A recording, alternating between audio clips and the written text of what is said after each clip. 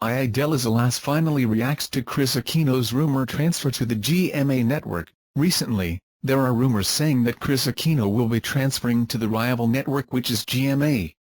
These speculations started when Kris became a guest on one of its shows and even went out with the bosses of Tape Incorporated.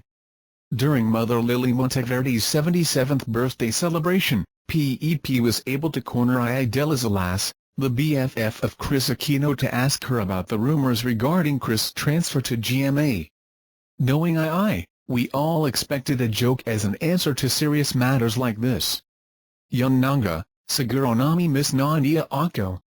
At hindi siya mabubuhay na wala ako, yun lang. Ai-Ai said when PEP joked that Kris might be following her footsteps. Nababalitaan ko kaya hindi na ako nagulat, Ai-Ai said when asked about the issue. Invite you to watch video. Terrifying photo shows a suicide incident in school captured on camera.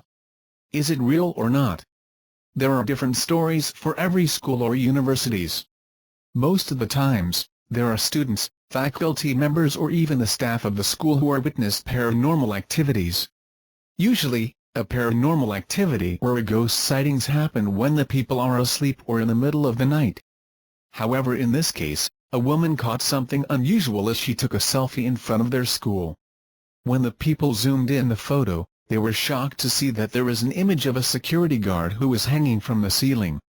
But not all people are convinced with the photo. There are many who claims that the security guard was just passing by, and when the photo was captured, he was standing in front of the brace of the window which looks like a rope from a distance. Invite you to watch video. Duterte to revive Bayan Bayan program. To ensure Filipino communities have better access to medicines, President Rodrigo Duterte wants to revive the Department of Health's Bayan Bayan program. I will revive the Bayan Bayan near government centers, said Duterte on Wednesday, August 24, during a press conference at the wake of a slain police officer in Taytay, Rizal. The Bayan Bayan, Pharmacy of the People, began in 2005 with the target of ensuring each city or municipality has at least one Bayan Bayan outlet from where the community can purchase medicines most needed in the area. To do this, the government franchises outlets to non-governmental organizations, cooperatives, trade and labor unions, corporate foundations, or religious groups. According to the DOH, there are 16,350 outlets of Bayan Bayan and its variants all over the country. But in 2011, the government issued a moratorium on the project due to problems with financing and restocking of medicines. Duterte plans to address at least the financing aspect by devoting Philippine Amusement and Gaming Corporation, PAGCOR, funds exclusively to medicines. Itong PAGCOR, Lahad ng earnings ng PAGCOR, which is about P30 to P35 billion, will be used exclusively para sa mga medicines ng Lahad ng Filipino, he told media. All the earnings of PAGCOR, which are about P30 to P35 billion, will be used exclusively for medicines for all Filipinos. Punta lang sila sa City Health Office, they can just go to the City Health Office. I hope it will be utilized properly, he added. Duterte said he wants to make sure that no one goes home without buying medicine. He first mentioned his plan to devote PAGCOR funds to health programs during the 2016 presidential campaign season. Invite you to watch video. Passengers of Cebu Pacific hysterically shouted to the cabin crew of the plane. Because of this, the passengers of the Cebu Pacific were enraged and was caught on cam as they were shouting on the cabin crew of the said airplane. As seen on the footage, these passengers were irritated and are feeling uncomfortable because they are contained inside the plane as the engines were turned off. Ninyo nakikita, nandun kayo, nasa pintuan kayo, kami walang hangin dito. Nanginginig na kami dito, ayaw nyo kaming pababain, 2 oras na. Kung hindi kayo kami, payaan nyo kami mamatay dito. Walang alam. The plane had to emergency land to refuel. But what pissed the passengers is that they were not allowed to go out and grab some fresh air. The people are feeling the heat. The cabin crew as well as the staff of the Cebu Pacific didn't even bother to bring some portable air coolers for the passenger to feel comfortable. This is what made them angry to the point that they wanted to destroy the whole airplane. the management of Cebu Pacific is still silent about this issue. Invite you to watch video. Busted, tricycle driver who destroyed a delivery truck was arrested and was confirmed as a drug user. A road rage has recently went viral, involving a truck driver and a tricycle driver. The road rage that was caught on cam was uploaded by the truck driver GMA to warn the people for such incidents.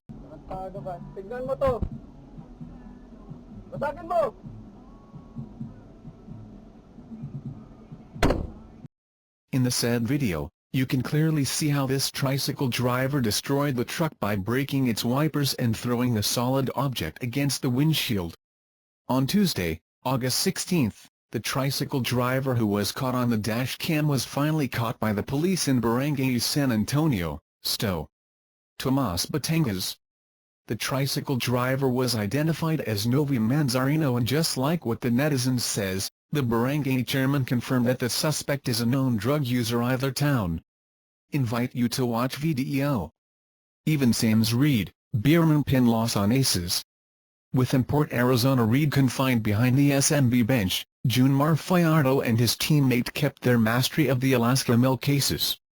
Fajardo carried much of the load as the San Miguel Beerman overcame the absence of Reed and a 12-point deficit late in the third, repulsing the aces, 106-103, to regain a piece of second place in the PBA Governor's Cup at the Smart Araneta Coliseum Wednesday night.